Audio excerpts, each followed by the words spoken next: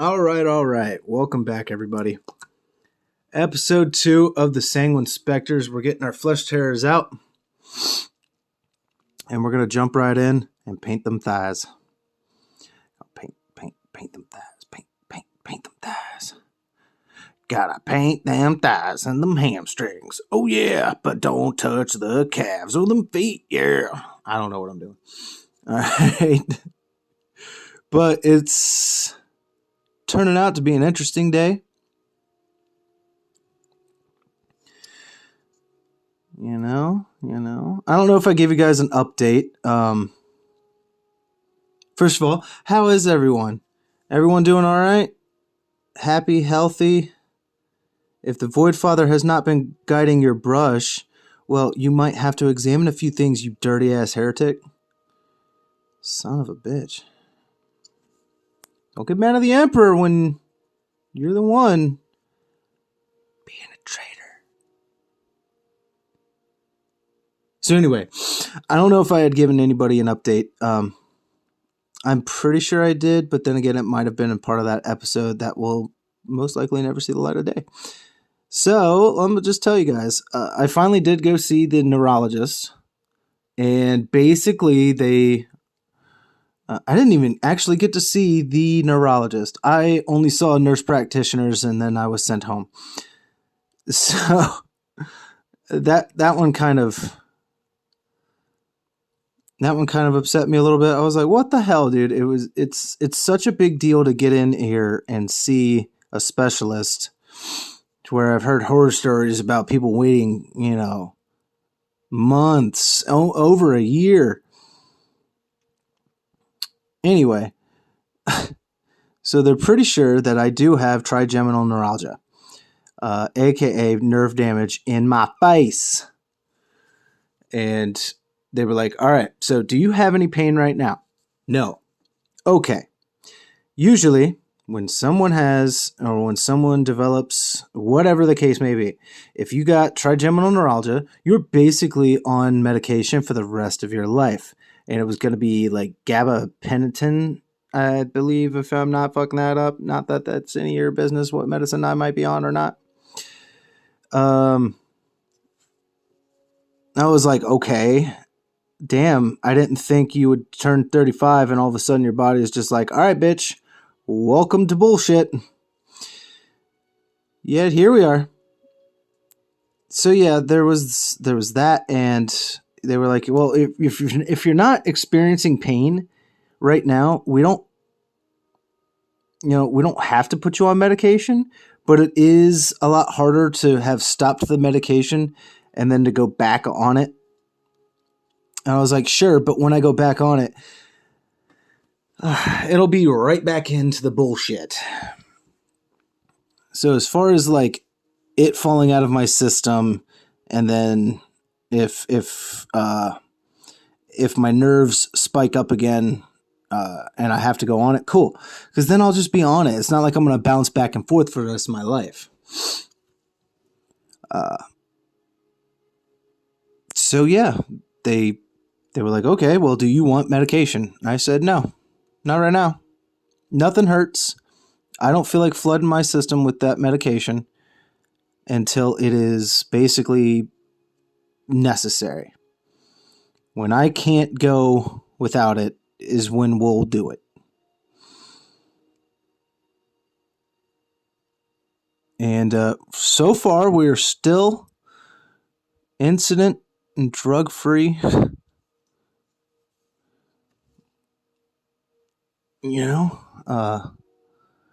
However, my jaw has been spiking with pain every now and then.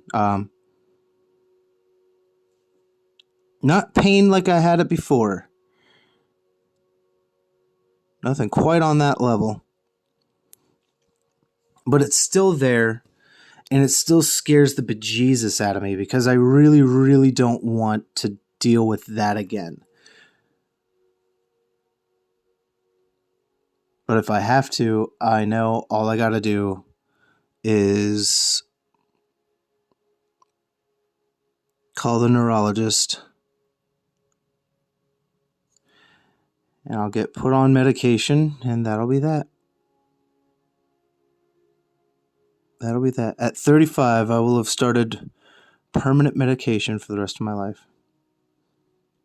That one kind of bums me out, you know? It's been a very, and I don't like using the word very either. It's a very lazy word to use. It's one of my favorite things to say too. I hate the word very. It's a very lazy word to use. Either way,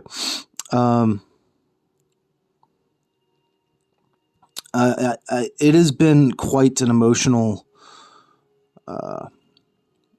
past like month for me. You know, to put some stuff out there. I'm not going to get into any. It's kind of like a midlife crisis or a pre-midlife crisis, because technically your mid-30s are you are middle-aged, and I say that because the average life expectancy is about somewhere in the 75, 76 range. So basically in your mid-30s you are middle-aged. You are halfway there. You really don't know if you're going to live past 70. No one knows how long they're going to live. And if you're like me, you're not looking forward to going anywhere anytime soon. So hopefully my attitude toward death changes in the future as I get older. I think it might, but I don't know. But yeah, so I had a brain fart again. So all of those that were hanging on to every word, my apologies. Oh, it has been a very overwhelming time lately. And not even a whole lot is going on. It's just been a little bit overwhelming to the point where I'm like, damn, I almost want to say that I felt depressed. And it's been really hard to manage, handle, not exactly suppress or anything like that. But it is very hard to keep to myself and to stay upbeat. To try to stay upbeat. I mean, you don't have to be upbeat every fucking day of your life. To me, it's almost impossible, and it's not practical, and it's not even realistic. You have a range of emotions, and you're going to go through them. But yeah, basically, I've been feeling kind of down. I've been really trying to ignore that and push through it. And it's not exactly working. It's just not going that way right now. And there's nothing really too wrong with it. But, it is what it is. We're trying, though. I'm still hanging out with the kids every day, every minute that I can. We've been celebrating a birthday.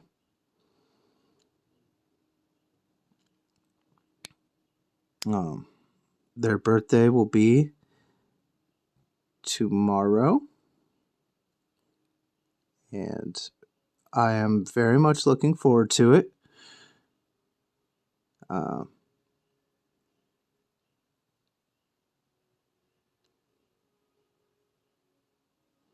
Not just as a parent, but just in general. Just looking forward to people smiling, having a good time. Not worried about troubles, financial crisis, the state of the world right now. And I really try not to think about any of that kind of shit, because that really is just too depressing. And I'm such a small cog in the world that I don't think I will make some change. And of course, thinking like that, you won't make change. But to me right now, I'm okay. I just want to live my peaceful life, me and my family, and that's it. That's all Daddy needs. But all this stuff this is the fun stuff. all this painting, hanging out with y'all. I'm very much looking forward to when the community becomes a little more vocal. I understand the ratio always it's it's crazy sometimes. You'll have 1,000 views on something, but out of those 1,000 views, only 20 people liked it, and out of those 20 people, and it's not even to say that those are the same 20 people, but yeah, like out of those 20 people, only these 3 commented.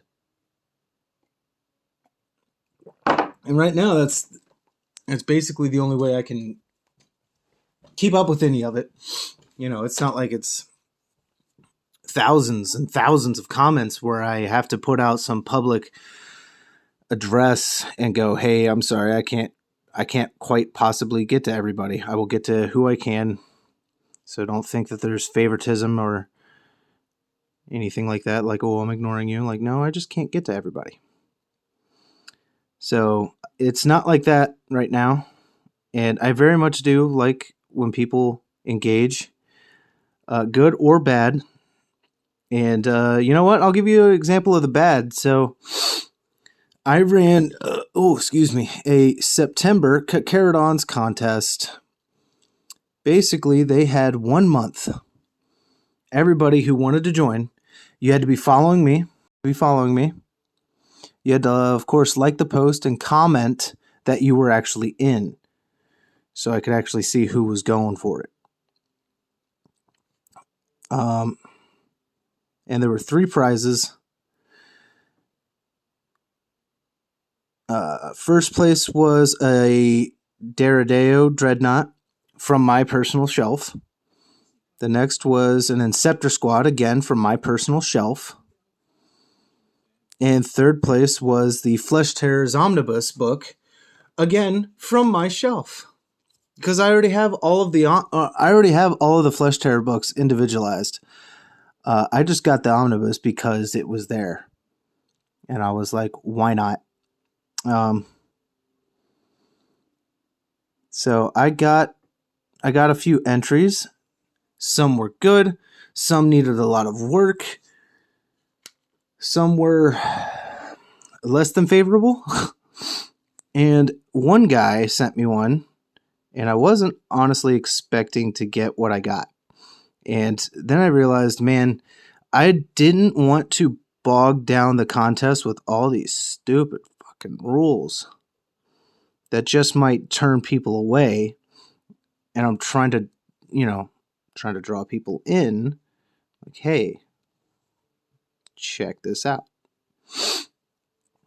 And it's not even like promotional stuff that I have to give away. It's my shit. This is all my stuff from my property, my shelf. But either way, the rules basically for the Marine was it has to be a kit bash. I would like you to tell me what pieces you took from.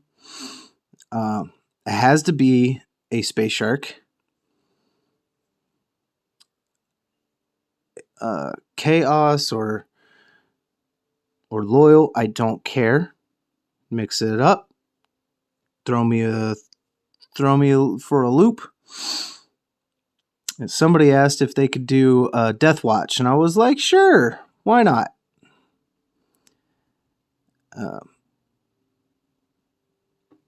So yeah, there was this one guy. He sent in a fucking Dreadnought, and I was like, wait a minute, a goddamn Dreadnought, dude. And I was like, well, I never did specify if it had to be a Marine, and it wasn't exactly kit bashed. It was because the pieces came from Etsy. I was like, all right, whatever. And he said his friend had built it and he was painting it. And immediately I was turned off. I was like, okay. So your friend built this. This isn't even your project. Your friend built this. And he wants you to paint it. Cool. Glad you're doing that for somebody. Not that I'm mad about a dreadnought, but damn. And it was painted very well. But the whole time I was considering his work, something just wasn't sitting right with me. And it was the fact that somebody else had built it and he was just painting it. And that was just really bugging me. And again, I know I didn't put it in the rules for certain things like that. Honestly, I didn't expect it.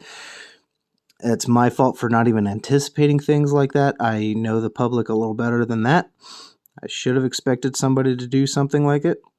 So basically, I decided that he would be disqualified. I even ran it by my wife. I was like, look, is this the right call? I don't like the fact that somebody else built this for him.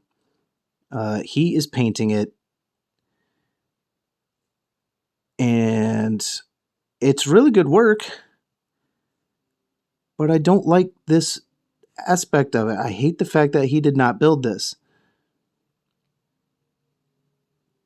And my wife thought about it, and she was like, yeah, it's not really coming from him. It's like you're doing a separate project and you're just using that to enter in a contest, which, again, there's nothing exactly wrong there, but I don't know. I felt kind of like it was disingenuous, and it might not have been. And if it wasn't, that's great. But either way, I still stuck by, well, you didn't really build this yourself. Someone else built it. And then he told me later that it was he asked me why it was disqualified from the competition. He was like, what did I do so that I know what to do next time? Or that I don't do it again, or whatever. I was like, honestly, dude, your work is fantastic. This has nothing to do with your work. It's the fact that somebody else built it. And he was like, okay, so because my little brother built it, I got disqualified. Okay, thanks. And it didn't really come off any kind of way. It's hard to put context to typed words on a text message. Because it all really depends on how you read it, to how you think they might have meant the inflection in their voice. So it was kind of whatever. I had gotten a comment on the post where I announced the winners, and it was someone saying, man, look at all this shit. And I was like, excuse you. I'm thinking, one, that's just fucking rude. Two, I don't know who you are. I don't recognize the name. So that means you didn't even contribute. So who the fuck are you? And why are you dissing these other people? Like, yeah, I'll tell it straight to them. No, it's not the best work I've ever seen. It's really, really not. But that's okay. Not everyone's going to be the best fucking painter.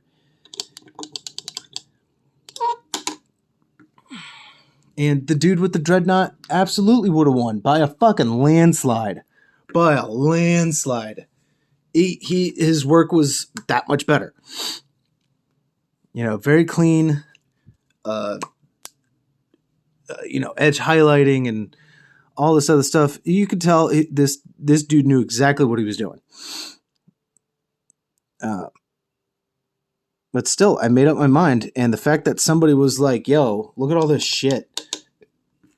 And then I posted the gallery of work from everyone that I had sent me work. And he flipped out again. He was like, how dare you? You ought to be fucking ashamed of yourself and blah, blah, blah, blah, blah. All this other stuff. And I was like, yo, what the hell? And it turned out it was that guy's friend or little brother. I was like, okay, so he's just very mad because I didn't pick that. Okay. There's a reason. And that reason is you built it, he painted it. That's what it was. That's really what it was. And I've even told my wife, if I'm wrong for that, fine. Lesson learned, and we could do it again, but different. But as you can see, we've made some pretty damn good progress on this. We've got the majority of him really going here. You know, the backpack is now red and black. The face is even mostly done. We've got the red. We've got the arm over here. We've got another arm. We've got the shoulders are practically done. He's going. All right. Not bad. We're gonna jump in next time with some Steel Legion drabs so we can do a bunch of the leather work. I'm gonna find my base paint. We're gonna do that, and then we'll probably move on to some metallics and some dry brush or some edge highlighting, some Nuln Oil, and then that'll be it. And then we'll have so much fun. All right, guys. Until next time, I will see you guys hopefully returning happily and healthily. And until then, I want to say good luck. May the Void Father guide your brush. And I'll see you guys next week. All right? Take it easy.